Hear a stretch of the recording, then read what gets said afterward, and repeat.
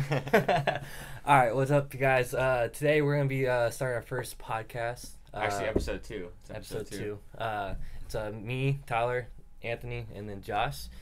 Topic today, we're gonna talk about Spartan training and how it correlates with CrossFit training and how it translates and gets you a better Spartan athlete and how it makes you a better CrossFit athlete getting to Spartan races. So I'll have Josh lead off. He's our SPX certified coach that we have in SAC. SGX. Oh, SGX. SGX. I have more of a shirt today. It's all good. So yeah, he's gonna kind of just go over what he does for his training when he's coming up for a race, and then how it correlates to CrossFit. Yeah, so there's kind of like a double-edged sword on this one. So I have my previous training before I found CrossFit and the way I used to do things, and then now I have my new methodology now that I found CrossFit, and it's a little bit different now. So we'll go ahead and kind of start back before I found CrossFit. Just a lot of, obviously, running was a big one. Running, carrying awkward objects for long distances, things like that. So throw in any kind of sandbags or like big heavy boxing bags, whatever I could find. You carry those, get a group of friends together, do lots of burpees, man. Lots and lots of burpees. Yeah. So after a couple of years of doing that, man, I started noticing these a little bit more like kind of jacked guys and gals coming out to local events. Spartan wasn't really big when I started. Spartan didn't get huge where I'm from until 2014 and 15. I started racing way before that. So we had the USMC Mud Run in South Carolina, and that was a huge race. I think it was ranked like number 2 in the country at the time. So they had that. It's a permanent course that the Marines run as a crew. They have to get like I think 40 people in each platoon through the whole thing together, and you were time trialed off of that, and they had like cutoff times. So anyways, to do fundraising for the Marines, they open it to the public twice a year. So every 6 months, you could take your team of 4 out. It could be co-ed or it could be all male, all female. It didn't matter. So you had a team of 4. You have to start the race and complete the race together. The way it started was about 6.5 miles total, and there was 36 obstacles. And this, like I said, was a permanent course. So it was it was a lot of obstacles. So it's really, really cool. So I kind of just got into that by just, goofing around at the gym, working out, just trying to be fit, man. Just, I didn't have any real crazy goals. It was just look good naked and, From not that be out of first shape. race, did you have something that just stuck out to you that you had to work on to get better? And Yeah, obviously, man. I did the first one one thing? just with some friends. I used to work in the bar business. I was running a bar at the time in Columbia, South Carolina, and just invited a couple people that I thought would want to do it. One guy was actual military, so he was totally down. So we went, and first things first, man, couldn't run the whole thing. Like, not any way, shape, or form ready for that. So I didn't expect that to happen. I thought I'd easily be able to, like, jog through it. There were certain parts when we got to hills, we're just, like, walking really slow. One of the gals on the team with us was just, like, hadn't been training at all. So she kind of struggled a little bit. So I was pretty happy about that. So I could just hang back with her and, like, wait on her rest, yeah. So I was pretty much hooked, though. It was a lot of fun. So I was like, all right, cool. Like, if I'm going to do something, I'm going to go all in. So I was like, all right, well, I don't have any real fitness goals. So it was, for me, it was a way to start setting goals. I'm like, okay, this thing's every 6 months. I can race this for multiple years in a row. It's right in my backyard, 20-minute drive. So I was like, all right, now I'm going to start training specifically for this. So I went out and found other people that did the races, kind of asked them what they did. CrossFit at the time wasn't really huge where we're from. We probably had one giant affiliate, but I wasn't very familiar with it. We were kind of in the Globo gym setting, working out at Gold's Gym then, and we just kind of asked people. Next thing you know, we're like holding 45-pound plates, like running on treadmills at ridiculous inclines and all that kind of stuff. And then after a while, like I said, we kept racing. Every 6 months, we went to the same race, and I started noticing these like beefier guys and girls coming out, and I started just asking. I'm like, hey, what do you guys do? They were obviously like way fitter than we were, and a couple people were like, oh, we do CrossFit, and I was like, cool, what is that? And they kind of explained it. Short version, you know what I mean? Still had no idea what it was, even through them telling me. Yeah. So after that, I started looking around, and I knew one of the girls I'd worked with had mentioned CrossFit before, so I reached out to her on Facebook and was like, hey, like, where do you go? Like, what do you recommend? I've never done this before. I want to start off on the right foot. Like, I'm really picky about coaching, that kind of stuff. She's like, hey, I actually have the best coach, like one of the best gyms around. So sure enough, that coach was actually opening his own affiliate. It was like 35 miles from my house, though. And I was like, I don't care. I'm going to do it. So I went to their grand opening, which was on Saturday. Did this big chipper workout. It's like wall balls, chest to bar, double unders, muscle ups, all kind of stuff, man. It was like 50, 40, 30, 20, 10, a bunch of things. I couldn't do pretty much any of them. I had to scale almost every single movement. I kind of figured out the chest to bars, just enough to get through them. But it was, I'd never done something like that before. So immediately after the workout, it had like a 30-minute time cap. and I just like laid on the floor, and I was just dead, man. I'd never worked out that hard in my life, and I was like, this is what I need. I was like, if this is this challenging, like it's got to have some kind of result to it. And everyone there was so cool and like welcoming, and nobody like talked down to you for not being able to do stuff. Everybody was like, they were actually more encouraging to the people that needed to scale than the RX athletes, which I thought was pretty cool. So I was like, okay, well now there's a community of this, so I can see where that comes in. At that time, like you started sparring pretty close to CrossFit, and beginning of both of them. What did you feel was less competitive, like more of a friendly atmosphere? Was it more of the Spartan races, or is it more of the CrossFit affiliate? Less competitive? Less competitive. CrossFit for sure. Yeah, CrossFit was just a day-to-day grind, man. We just all came in together. We all became friends really, really quickly in that first month or two once I joined the gym. I actually worked out. I was already in the fitness business by this point, by the time I went into CrossFit. So I actually worked out with, like, I call it the moms club. I was the only guy in the 9 a.m. class, and it was all the moms. So it was pretty cool. And then these chicks were, like, waxing my ass, like, really bad. Like, I had no idea what I was doing. I probably weighed, like, 141 pounds at the time, like, super, super skinny.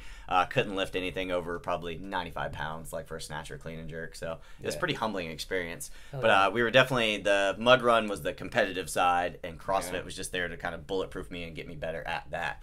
The competitive side of CrossFit didn't come in until years later for me. So. Yeah. What do you feel like, because you did CrossFit before starting Spartan races? Yeah, or you first one, you done one. Yeah. What do you feel like you struggled most with the Spartan race after training so much probably with CrossFit? Running for sure. But I don't run enough as I should. Yeah. Also, I didn't go super hard on it. Yeah. On the race, so it's hard to tell what was really holding me back, because I was trying to help people too. Yeah. Or like help other members, like do stuff. Like if you were to go 100%. Oh, for sure, the running, because obstacles were hella easy. There's like only one hard one really. What was that hardest one? That rock one that, well, it's actually, I thought it was just going to be pretty easy, so I didn't really care. I was like, oh, okay. And then I was like, oh, shit. It started getting pretty hard like halfway through. That one with the sidewall, it's hard to grip by different stuff. I don't know what it's called. Maybe it's called the sidewall. I don't really know. But that was probably the hardest one. I mean, the rope climb was easy. You flip that tire, it was like super small. Mm-hmm. They hang from the rings, like, yes, they're, that's not super hard stuff. But also, we only did the sprint. I don't know if it was harder stuff and the longer ones or something. They're just different. So they take out obstacles and add in different obstacles. So like it was super and sprint that weekend. I raced both of them back to back. The one you guys are talking about in Sacramento, and it just depends on the race weekend and the race director. They kind of switch it up just to make it different every year. But I don't think the thing I noticed about like doing CrossFit, like, the obstacles are no longer, there's nothing like super challenging. Like there's nothing heavy. After you've done like heavy clean and jerks or stuff around here, it's like it makes that all seem very sub-maximal. So you kind of so like, you really need to step up your running game. Especially in CrossFit, like no one really likes to run that much. Yeah, that's why I want to lift weights and do something else, and then it's like you get out there and they're like, oh, it's mostly running, and you do some obstacles and in between, especially like the longer ones, like the beasts and stuff. Which, I mean, what is it? Because you got to think the next day, so the day before we had ran the super, you guys did the sprint, which ended up being, like 4 miles, I think, total. The super was like 8.5, I think. So you're basically only adding in maybe 5 more obstacles, but you're doubling the distance. Run. So then it becomes, like, it's a legit foot race at that point. Not that the sprint isn't, but the super is definitely a lot more running. Yeah. So.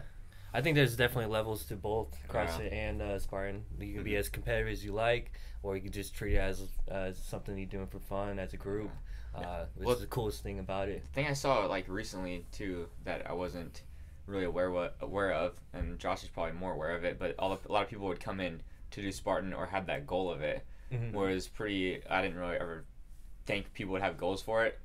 I always thought it was like something that they just did for fun, like on the weekend. But I didn't know people would like set up like and start training for like months before for it, which is interesting because then Josh was telling me about how he coached those people before, like had a whole camps for it and stuff like that. And then so we had people sign up for the gym just like, hey, I got a race in 3 months, I want to get in shape for the race. I was like, oh.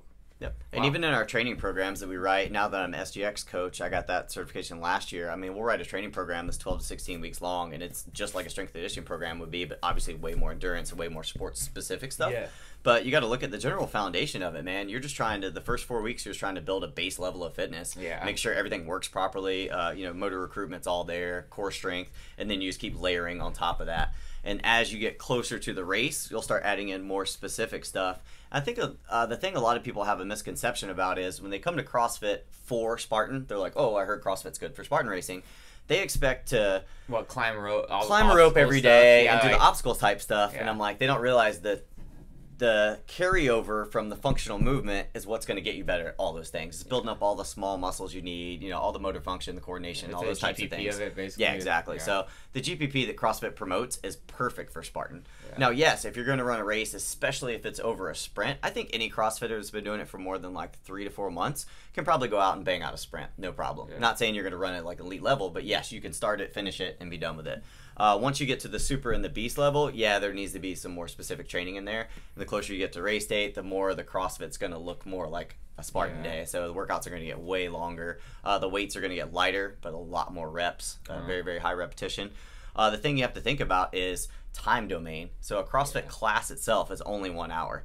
Not very often do we find ourselves working for that entire hour. A lot of times it'll be skill work or strength work. Then we have a WOD. Your longest WODs are 40, 45 minutes. Well, if you go to run a race can last you anywhere from 2 hours to 6 hours. Yeah, because I mean, what did we do with the sprinting? I mean, it was 2 hours. You're probably 2 hours. I mean, it was, just double whatever we usually do. Yeah, and that's the smallest one. Yeah, that's the smallest that's one. The lowest barrier of entry. So you kind of have to really tailor your training more towards that. And what I always tell people, I'm like, if you come to CrossFit 3 to 5 days a week during the week, like Monday through Friday, and then kind of reserve that Saturday or Sunday to get a group of friends that you're going to train with and go do a longer workout. It doesn't even have to be anything super grueling. You can do a bodyweight workout, but just getting your body used to working in that time domain. Yeah, and you just build it over the weeks, just like a regular linear progression would go with weights where you progressively get heavier. The same thing with your work domain.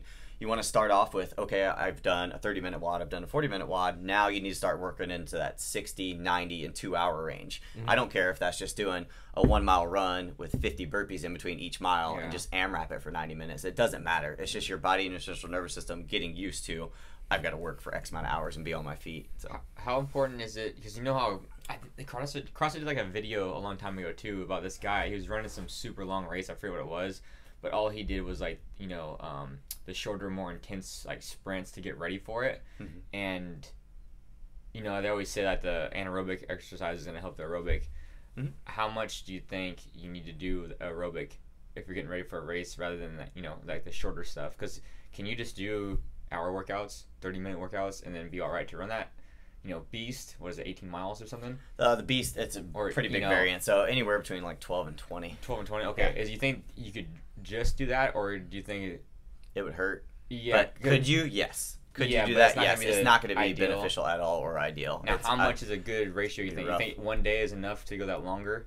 Or do you think you should go, how you're saying on the weekends kind of go that longer? Yeah, I absolutely agree. Yes. I think that going more than that? No, I think that one good long day every week, like on Saturday, going really long is perfect. Kind of act like it's a race, basically. Yep. On Saturday. Basically just simulating a race. And what my whole take on it is, when I program for people and I do online programming and coaching, is I basically take the entire week's worth of volume and then try to span that out to where they've accumulated in 1 week what an actual race would be.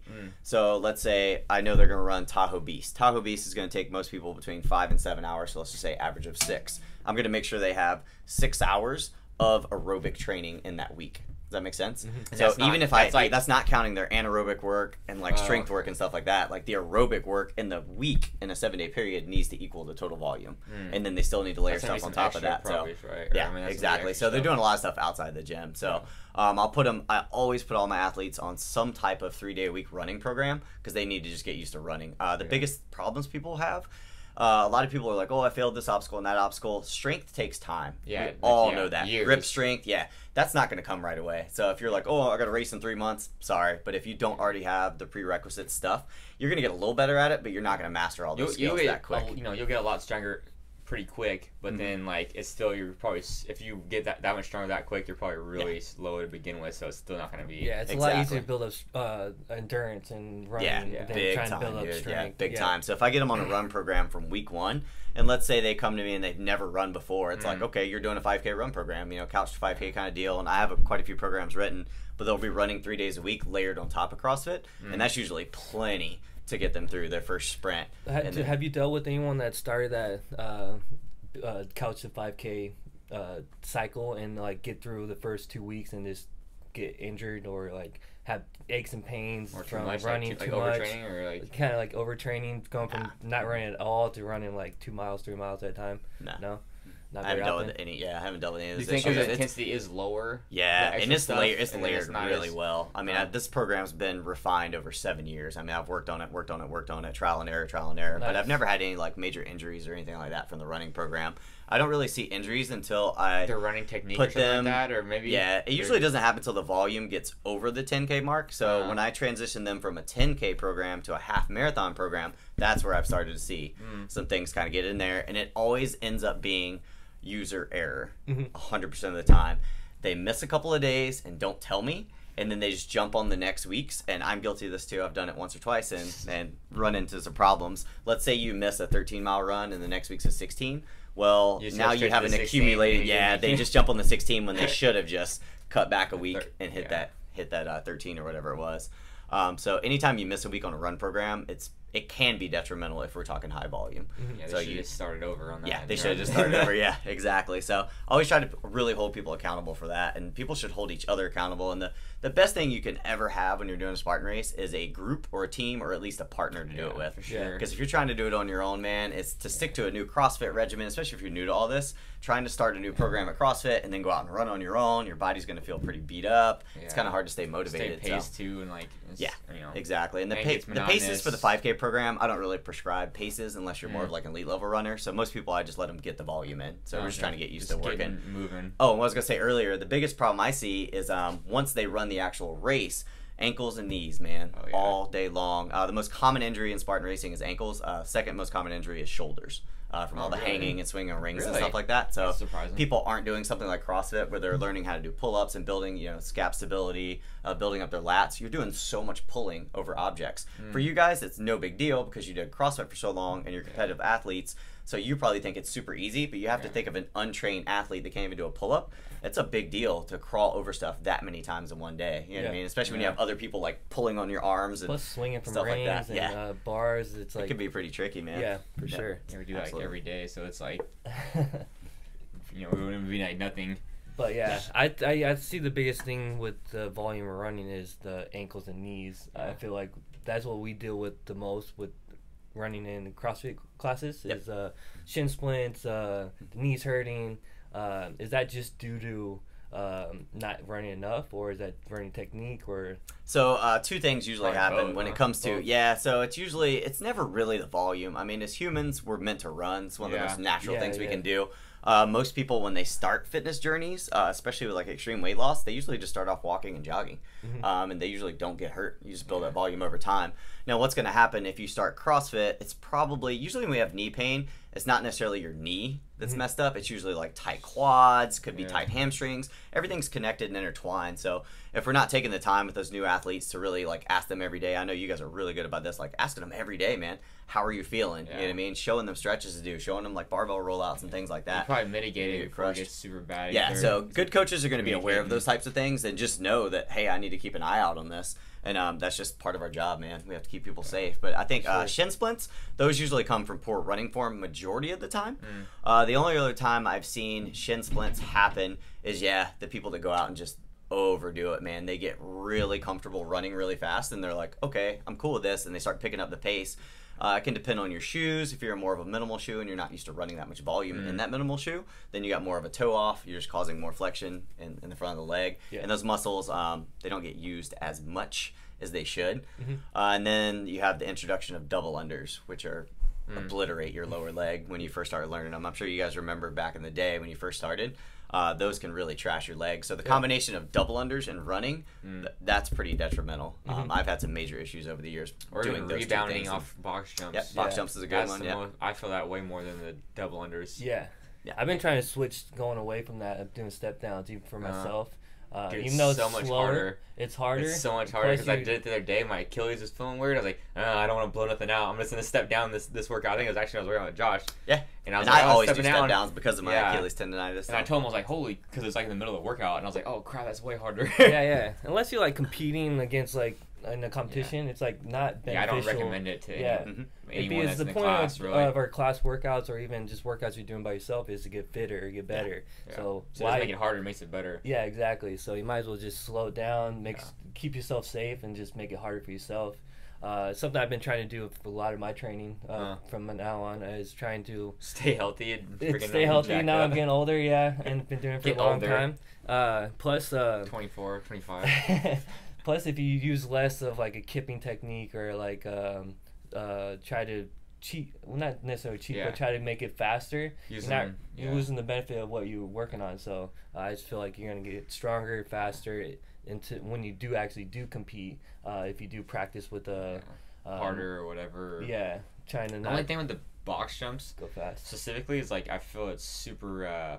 Well, when you're doing on the step down, I feel like it all like quads and upper leg. Yeah. And then when I step down or when I rebound, it's all calf. Yeah. So I don't know if you I guess you'd build more muscle doing the rebound thing. I don't know if you're cheating it. You know what I'm saying? Because you're using that stretch reflex, but I don't know. I guess you could go either way on it. But like for example, maybe like doing the barbell. When you do the hang cleans and pop it off your thighs. Yeah. Like all right, that's way easier. But I don't think you're getting stronger that way. No. Like, you know what I'm saying? That's kind of cheating. Like, you're not working any muscle group better, I think, because you're just using the oscillation of the bar. Yeah. Which that's why I tell everyone in the class, I'm like, yeah, you could do it, but it just jacks your legs up, and then it's way faster, though, so you'll get first place in the class. But who cares if you get first place in the class? Like, no one, it's not a competition, Yeah. But if you're doing it to get stronger, it's going to correlate in the other, your one rep max lift or something like that. But if you probably just bang it, it's probably not going to make you stronger. Yeah. I feel like. Maybe your grip, maybe your traps, but other than that, I don't feel like it's gonna. Yeah, and a good one to go off of on that while you're talking about barbell cycling with like racers and Spartan athletes and stuff. I have them do a lot of things differently, man. When they come to me specifically for, I know they have this goal 3 months away. Like Armando's a good example in Sacramento. Like he came in just only to do Spartans, man. There was CrossFit was just this thing, and he was like, hey, there's an SEX coach there. I'm gonna go train there. So I mean, I had the guy doing. He was not allowed to kip for 2 months. I was like, you will do strict everything. And I would cut the rep ranges down for him, but to build that base level of strength, because you can't really kip in a Spartan race. There's not a lot of places where it's going to come in handy. Maybe every now and then there's a weird obstacle you could use a kip on to get over something, but it's like one. You know what I mean? Out of all 25 of them or 30 or whatever. So strict things like that. We're cycling deadlifts. I'll actually have all of my runners and racers actually concentrate on the eccentric because it's going to build the glutes and the hamstrings way better and make them way more powerful and efficient runner for uphill. And they get used to just having the endurance of having to go uphill and holding the bar. So your grip strength. Yep, exactly. So I mean, you can kill like 3 birds with one stone. And I'm like, hey, just you can't worry about the time.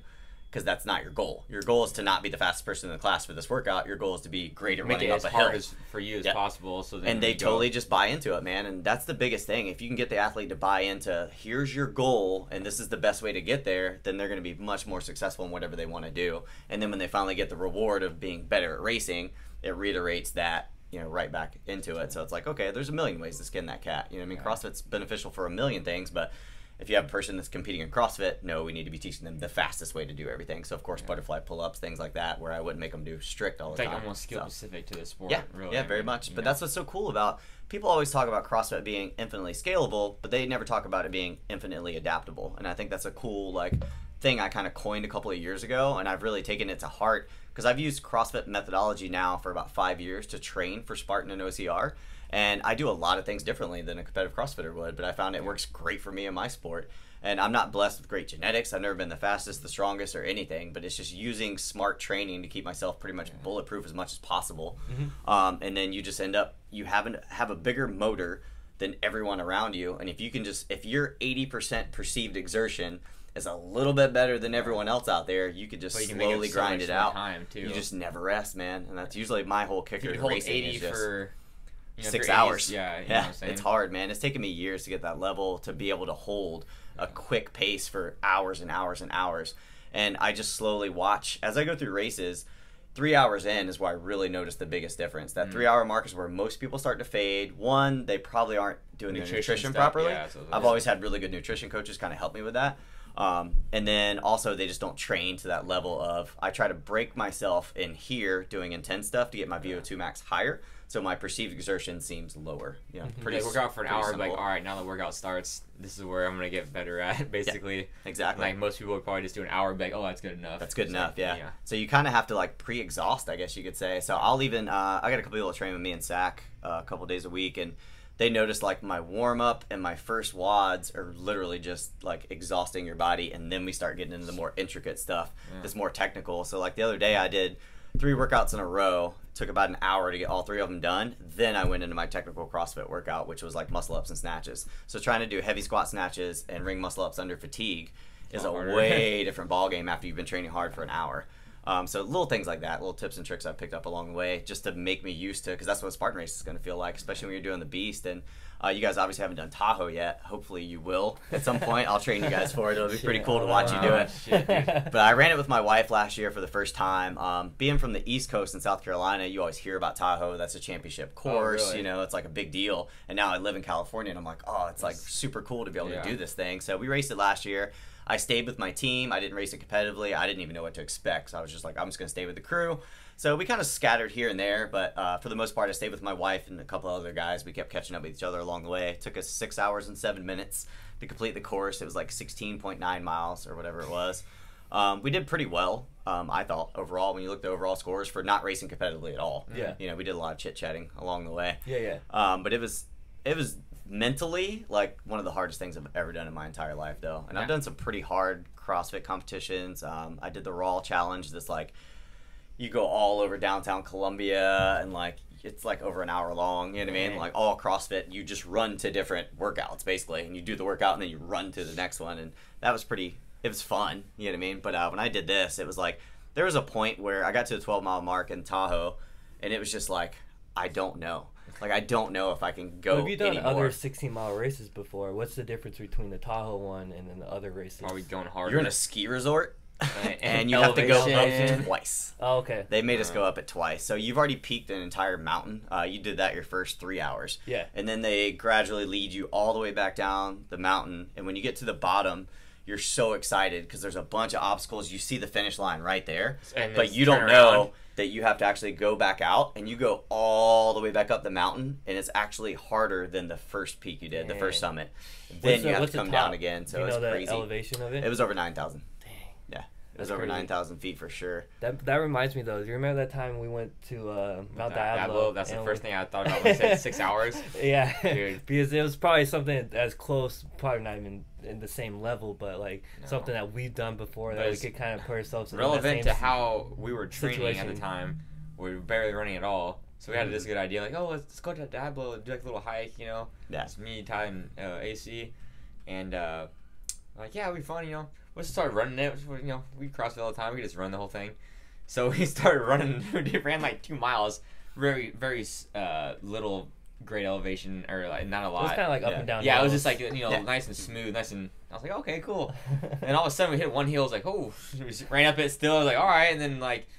It was kind of deceiving too, because like you see the top of the hill and you're like, oh, we just gotta get up top right here. Yeah. And then you kind of go about like probably, I don't know, 50 yards, and there's like another big hill twice the size. So in racing, like we just call them false summits. Dude. So I did a lot of trail racing, and it's false summits, and like it's morally like it just defeats you. For some reason, like we had no like plan at all. Well, no plan, or not even realizing how far we were gonna have to run, or how far. I think it was like 12 miles. Mm-hmm. We're just like, oh yeah, we just run that, and then like, oh yeah, I don't even know what the elevation is of it, but it's freaking tall. Yeah. And I was like, we're just like, oh. You guys are at Mount Diablo. Yeah. Yeah. And then that's pretty gnarly. Yeah, but we didn't bring any water.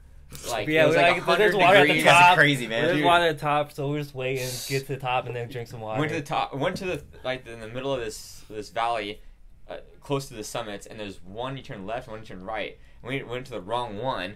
And so we went up to this one. We're like, dude, it's not in the top. Because we already set out, we're like, dude, we're going to the top. We're already halfway. At this point, it was like, going. we're like in survival mode. Dude, like, we're dying, no water, it's hot outside, and like we're just trying to like get to water pretty much. Don't die. And we went back down, die. And then we went back up the other one, and we finally got to the top, and we're just freaking dead. Like we're so tired. And then all these people are there. I'm like, how is there so many people here? There's a road in the back end that people just drive up to go. Right up to. I'm like, and you guys shouldn't be allowed to come here unless you're freaking we're staying on the curb, we're laying just on the ground, dude, like dying. Putting water. We had a water faucet up there, thank God, that we could pour a bunch of water on our face. I do have to go back down now. But that was a hard part going down. Yeah. I felt like going down was harder than going up. Our legs are jacked. Our our quads knees you're are already jacked. blown. Ripping. Yep. It was awful. You're already blown. At the end of that, we pretty much just sat at the car and it's like, dude, how do we do that? Yeah, How it was survive that? It was like to the point that like we're in survival mode. We had no idea how we're gonna finish this. I started cramping like halfway down. I'm like, dude, I don't know if I'm real good. Trail running's so much different than road running, man. Yeah. It's way different, man. Your muscles will actually go to failure on you. They'll lock up if you're not like trained. You know what I mean? You'll just be sitting there waiting for hours. Like, I don't know how I'm gonna get back. So that was probably less miles, less elevation, no obstacles. I thought it was like a nice Sunday little jog, dude. And then all of a sudden it was like a fun day out. What the hell? Yeah. 2 miles in, like the first 2 miles, like a little tease, and then all of a sudden it's like boom, boom. I'm like, oh, we can't run those anymore. We're gonna start walking those. How'd you guys feel when you did the? Was Sacramento your first Spartan race ever? Like this past one? How'd you guys feel about the hills there? I know they're not that big, but they're obviously rolling hills. Did you guys seem to have any trouble on that, or was it just totally easy? That wasn't too bad. Yeah, it was pretty flat probably compared to other races. But the hardest thing I had was the divots. It was like it was rain the day before, and like that day it dried up and like just divots everywhere. Yeah, it's always terrible out there anyway. So ankle rolling and all that kind of stuff. Yeah. I'm sure. I guarantee you, if I had to put money on it, I guarantee you over 100 people have ankle injuries from that race, man. For sure. Ankle, or broke their ankle. There's a couple times I rolled mine, but I didn't actually like injure it. It just felt like it rolled. Well, the thing I was wondering too is like, okay, like I wasn't going really fast, so I could take my time going through that stuff. But like, if I was running it, racing it, like what do you say? F it, I'm gonna run through it, and if I get hurt, I get hurt, because someone's gonna do that, and they're gonna get a lot better time. Yep. And if you play it safe, almost. That race in particular, I came in sixth overall, I think, and I was trying to run it pretty good. Like on the one day I stayed with my friends, I think I ran the sprint. Yeah, I think I did the sprint as hard as I could, and the super I kind of chilled out. But I ended up doing it really well. I think time was like 50 minutes or something like that. Nice. And I was, every time I got to those hard parts that were really like rocky and all broken up, I just stay on your toes, pull your heels to your butt, and just turn over so fast that you can't let your ankles roll because you have less foot on the ground. Yeah. Does that make sense? So the less time you can keep your feet, we always call it cadence. Like so gliding? Basically. So you just pick your heels up as fast as you can and make it a really fast cadence or a turnover. And every time I'd hit one of those patches, just turn on the burners, man. Get through it as quick as you can. Do you have like a set pace that you come out like 80%, 90%? Yeah, actually, so depending on the day, depending on what I'm weighing in that year, I've raced at numerous different weights. I've noticed I'm a little bit heavier now since I've gotten into CrossFit, so I can't run quite as fast. Yeah. So I have to come out a little bit quicker than I want to because I know eventually that's going to be about all I got. There's really no fifth gear. It's just 80% the whole time. Yeah. I usually find it pretty quick, man. I know in the first, I would say 800 meters, kind of where I'm sitting. If like this year was a little bit different because I had a group, somehow I got stuck with a bunch of really young dudes that were like gazelles. So I found myself in a pack of 6 where usually I'm only in a pack of like 3 in my heat. And this time I had 6 dudes like right there with me and 3 of them were in front of me. And I was like, oh man, what do I do? And sure enough, about the 800 meter mark, I was like, all right, I'm gonna turn it up just a little bit and see what these young bucks have got, So I kind of pulled out in front of them just a little and kept like listening to how they were breathing. Once I hear them breathing pretty heavy, turned it up one more notch, and then mental discourage sets in. They back off, and this one kid stays with me. And I thought for sure he was gonna like pass me at some point, but finally he gave out too. And then I just found my cruise pace and just never let up, man. The hardest part though is when your legs start to blow. It's like that's where I love CrossFit training because you felt pain before. You felt like what it feels like to. I need to go unbroken on this or being uncomfortable. So once you know what it feels like, it's not going to get any worse than that. Yeah. That's the coolest part I like about having a CrossFit background now is I get that 80%, get through a couple of miles, it really starts to burn, and all I have to do is tell myself I've done way harder than this, and this is not going to get any worse. It's going to feel the same the rest of the race, and it's going to be worth it at the end. So I just keep going at that point. Hold on, it's all mental. But honestly, it's all mental. So like when I get to that point where it just burns and you just want to stop, I tell myself this is where I'm going to get better, and then like tell myself I like this. This is what I enjoy doing. Even though I'm lying to myself. But like just telling yourself that, it makes it a little bit easier to keep going. If you tell yourself this sucks, I don't want to do this anymore, you quit so much. That's another thing. If you guys don't mind diving down that rabbit hole for a minute, I really wanted to get into like the mindset of it because I think that that's one of the, if we're talking about bridging the gaps between Spartan and CrossFit, I think that is one of the biggest key components. You can talk about training all day. I think at this point, most people know, or someone's at least told them like, hey, CrossFit's a good option for you if you're a Spartan racer. You should try it. So a lot of people have heard that. It's up to them to just come in a gym and try it. You know what I mean? That's why we offer a free week for these Spartan guys. Come in, check it out. If it's for you, it's for you. We're not going to try to hard sell anybody. And CrossFit isn't for everyone. It's really easy though. Just because Spartan racing isn't for everyone. But if you're into Spartan racing, CrossFit's probably a great idea for you. But the thing that I've learned is, just like you're saying, man, that mindset that we learn in here during these workouts, it's literally just a change of perspective, man. That's all it really is. You don't have to be this gung-ho, ex-military type that just has that mentality. You just need to be a person that's willing to change the way you look at things and be a little more optimistic. So like you were saying, man, it's right when it starts to hurt, tell yourself, this is the moment where everything I do after right now, I'm going to get fitter and better. Yeah. And if you can push through that without your form breaking down, obviously, that's the only time I would say, yeah, man, maybe you need to slow it down. Form starts to break down, we always need to revert back to catch your breath, figure out what you're doing. But if you can move harder. Yeah. You know what I mean? Exactly. It's the real deal, man, because it's going to pay off in so many other ways in life, man. Yeah, that's what I was going to say, is this anything in life. Anything in life, You know what I'm saying? How you handle adversity during a workout Yeah. is directly correlated to how you're going to handle adversity in anything you do, whether it be relationships or just confrontations in public, how you deal with your job. Yeah. I mean, the transfer to that is crazy. So I hate when people quit stuff all the time. Yeah. I'm like, dude, you're a quitter. You know what's so sad You know about what people I'm that saying? quit? Isn't it always like, haven't you noticed when people quit things, it's usually right before they're about to get the most Exactly. benefit out of Yeah. it. It's usually right when it's starting to get hard and they haven't Exactly. quite seen the result That's yet. the whole point. Yeah, and it's like that next week would have been that turning point in their journey, man, and you're just like, it With sucks. people like that, do you think they could eventually learn to have the mindset of not giving up or quitting? Or you I think think that's they just get something better, that you're... but I think they already planted in their brain yeah. that that's just the default now. Or I think they could. I guess anyone could change, but I feel like it's really hard to change them. No, for sure. It's like they just default boom, I can't do it, boom, done. Yeah. I agree. it'd be Maybe it really just hard. takes It'd be really that- hard. It's probably going to take that one special nothing coach you can do they either, I get a feel like. connection with, Yeah. or you know what I mean. Or that There's one nothing guy against just you. quits. Maybe it's need just they need a certain type of person to say it. Yeah, they need to. Something in their head needs to click. Yeah. And maybe that happens to some people. I feel like it doesn't usually switch over though, but I think life is just about who you train with or who you are partners with in life or workouts. Yeah. Because if you have two people that are if hey, by I'm working out themselves with more you, likely to quit. they're not quitting. Dude, you're coming with us. You're not quitting. Yeah. You know what I'm saying? Or it's like two people that are like, oh yeah, that's good enough. Like yeah, that's good enough. Let's stop. Yeah. If you don't have a choice, it's just like, oh shit, I gotta do this. You're only as fit as the people you surround yourself with, man. Unfortunately, Exactly. that's a pretty true statement. I mean, there are the freaks out there that can train alone in dark Like places Matt and Frazier. do whatever, man, and that's cool, man. Hands down. But I still feel like those people still benefit from. He still travels around and trains with Exactly. more elite level athletes. So just the same reason I drive 30 minutes to an hour to come train with you guys once a week. It's like I just know that if I train with fitter people, I already know I have the mentality to not quit. I would never give up on a workout, but I also wouldn't You work do a as little hard. extra or like.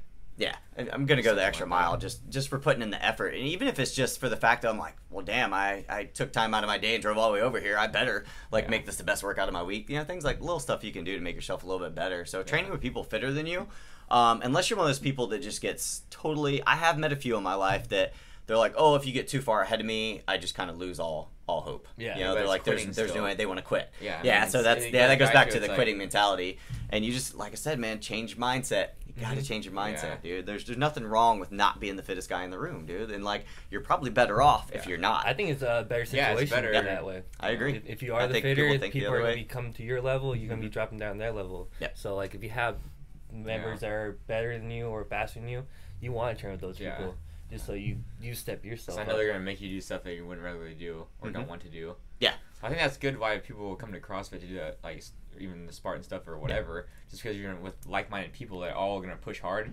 Don't care where anyone is as far as level-wise.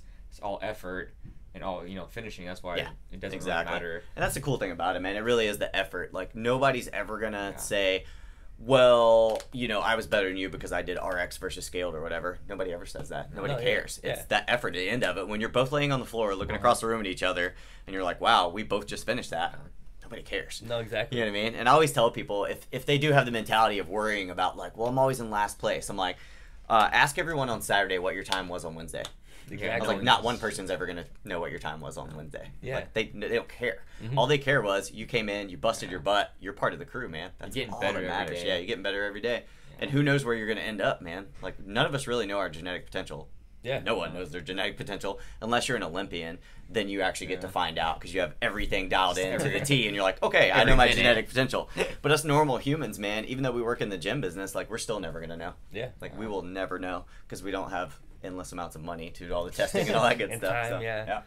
No, I agree. And who knows? Yeah, with age, maybe you already passed your potential. You know what I'm saying? So then it's like, or who knows? I don't know. Maybe you're not. And so then you just keep training. You just have no idea. Yeah. So my goal is like pretty simple, man. It's what a lot of people come to CrossFit for. It's just to keep getting fitter until I stop getting fitter, and then to maintain that fitness for as long as possible. And I mean, that just goes with CrossFit's just fitness continuum. You know what I mean? Yeah. I just need to peak my fitness to the highest level that I can get to. Yeah. That's not compared to anyone else's fitness level. It's just relative to as whatever. high as I can get, and then maintain that for as long as possible. And then age is going to have its natural decline at some point. But if my fitness level is here, and it only declines to here versus if I only got it to there. You know what I mean? It's all relative. Yeah, I'll take any bit I can get, man. So some people are looking for this, like, you know, the world's fastest mile time and the world's greatest deadlift and whatever. You know, there's a lot of big goals. There's nothing wrong with that. But we start looking at the bigger picture, man. Like, what do you really want out of life? I mean, you guys have been doing CrossFit for a long time now.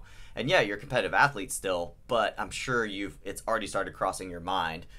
Hey, man, like, what's this really doing for me in the long run? You know what I mean? Like, where am I going to be when I'm 45, 50, 55, and 60 years old? You guys are going to be crazy fit if you continue to train. At some point, the volume's got to come down a little bit. Yep. You know, you're not going to be able to train as crazy, but the intensity can stay relative. Yeah. You still train just as hard and stay just as fit. So I think it's pretty cool. That was like what Chris Spiller said. It was like he cut down his training way, the volume of it. Yep. Was doing like one watt or one thing a day, and then like he still made it to the games. So, right? Yeah, he had third place last year, right?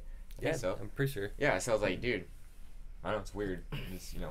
I think it's just the intensity is the key, man. Yeah. And just all the years that you put in. Yeah, he just didn't go away. down that far. Yeah, that fast. You built that up it's a over lot of time, years. so it's that's always going to be there. Yeah. You might not be as fast on, let's say, Fran or like a workout that's really intense. Or his max strength maybe or whatever went down 10 Plus, pounds. I think you kind of evolved to train a little bit smarter and understand what you need to work on to get better at your weaknesses, and I think that's going to make you better and fitter than just doing high volume, just random stuff all the time. So I think as the year progresses, even though you're getting older, like you still see like Neil Mag's 4 years old and he still made it to regionals this year. Yeah. And it's just because he's put in that time for a lot of years, and he just has just that base that big built base. up. Yeah.